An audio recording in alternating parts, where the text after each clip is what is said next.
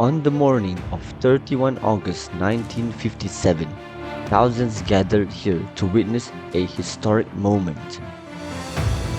Malaysia's first Prime Minister, Tunku Abdul Rahman, famously shouted, "Merdeka!" Not once, not twice, but 7 times. That cry became a symbol of freedom and nationhood.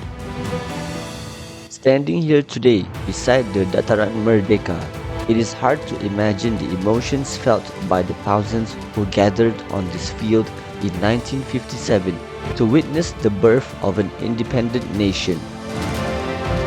Opposite to Dataran Merdeka is the Sultan Abdul building, which was completed in 1897 and served as the administrative center of British Malaya.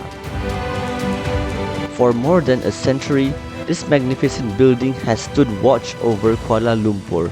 It witnessed colonial rule and it witnessed independence. Today, we're stepping inside one of Malaysia's most iconic buildings to uncover the hidden stories behind its walls. The first room that you should encounter is the visitor center, where you should register to get access to all the attractions. If you are Malaysian, meet the staff there to receive your entry tickets for free. From here, you could also visit adjacent historic locations such as Jalan Petaling and Perdana Botanical Gardens. Now, join me to explore this building with a variety of attractions to be uncovered. More than 170 years ago, this area looked nothing like it does today. There were no grand buildings, no clock tower, and certainly no city skyline. It was little more than a rough tin mining settlement. Construction began in 1894. It was designed primarily by British architect Arthur Charles Alfred Norman. The revolutionary design of this building blends in Islamic, Mughal, and Victorian architecture, which combines to be known as Indo-Saracenic architecture. Standing as the most recognizable feature of the building is this clock tower, which stands at a whopping 41 meters high. The contrast between the historic building and Kuala Lumpur's greenery landscape and modern skyscrapers, such as the Merdeka 118 Tower, creates one of the city's most iconic scenes. After the completion of this building in 1897, did you know why is it called the Sultan Abdul building? It is because he was the reigning Sultan of Selangor during much of its construction. Next, let's explore further with these 2 kids, the halls that make up the Sultan Abdul building. The first hall of interest is the Confluence Hall or Balai Pertemuan.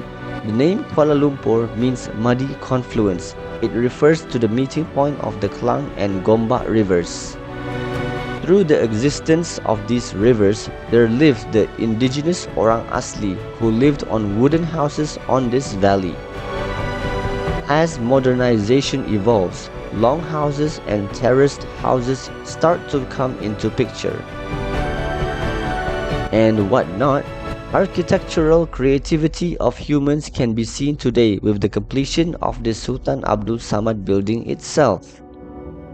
Besides architecture, the boundaries and land itself are impacted with changes.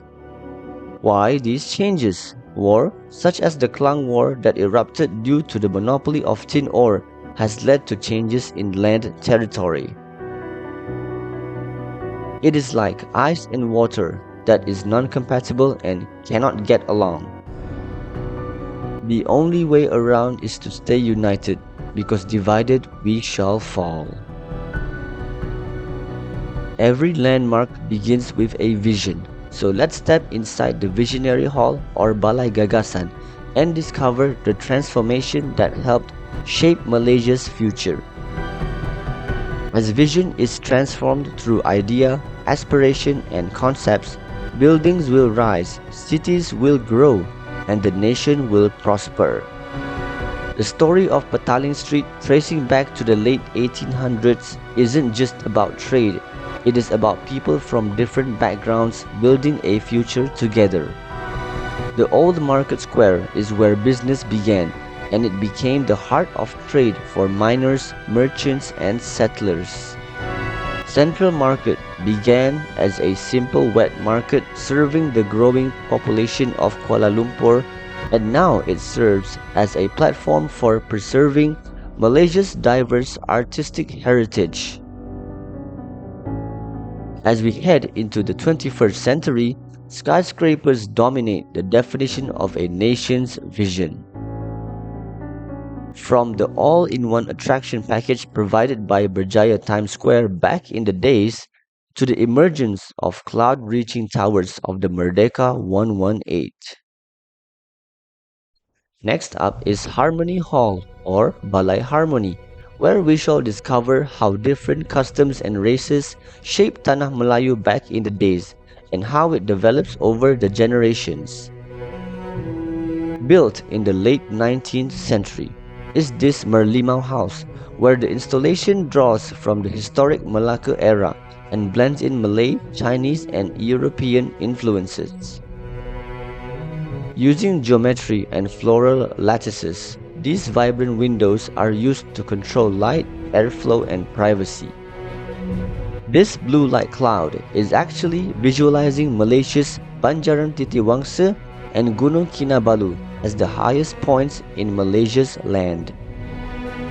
This is the motif facade, which reflects the identity of the Peranakan community that blends in Chinese heritage with Malay customs. Tualang tree is among the highest tree in Southeast Asia, reaching heights up to 80 meters above the rainforest canopy. And within these long houses in a community, they all live in peace and harmony. Moving forward to the next room is the Hikayat Chamber, where Pak Utan leads the way to talk about the magical rainforest that Malaysia has to offer. So sit back, relax and enjoy the show on your bean bags.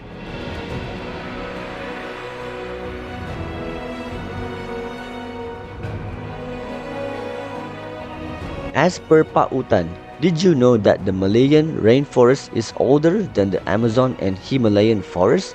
It even existed before dinosaurs were extinct.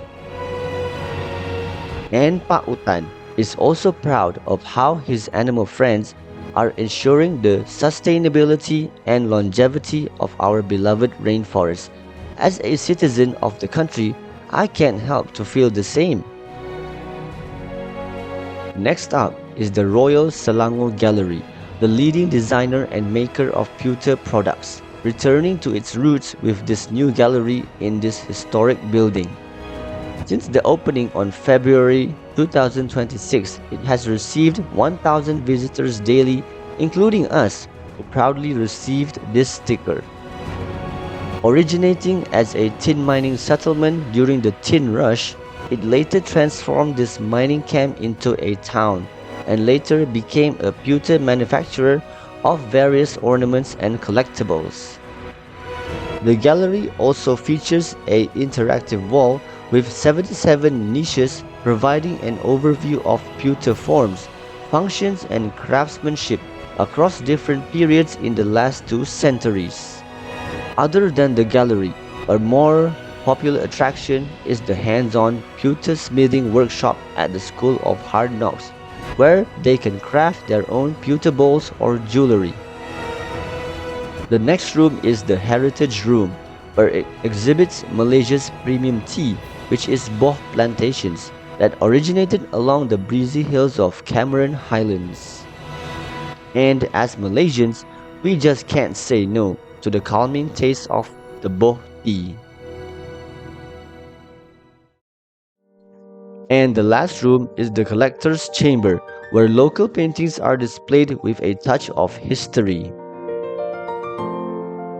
After a long day of exploration about the history of this building, Eateries are provided at the end and at the center of both floors' hallways.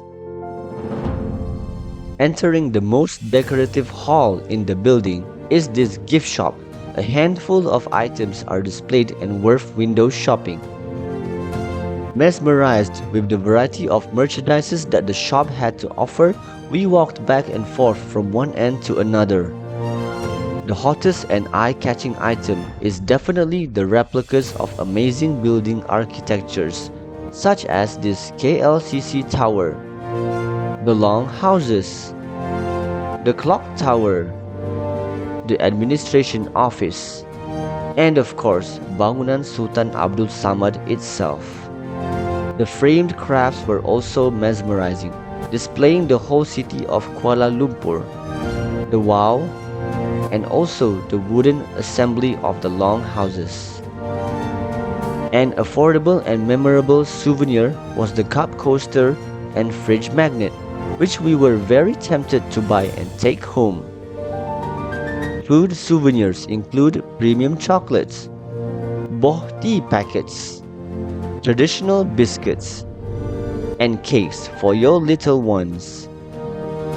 An interesting activity that could be done here is loaning out the baju kebaya and wear it for 80 ringgit. Another interesting activity here is this hot glue activity, which we didn't have time to do but would consider trying out the next time we come. Buildings can tell stories, monuments can preserve memories, but places like Dataran Merdeka carry something even more powerful. They remind us where we came from. They remind us of the sacrifices made before us. And they remind us that freedom is never something to take for granted. Previously, we had visited Planetarium Negara, and if you would like to take a tour inside this space immersive attraction, do click on the video and we will journey through space. If you would like to further explore unique attractions, especially with kids, do subscribe so that you won't miss any of the journey that we will embark on.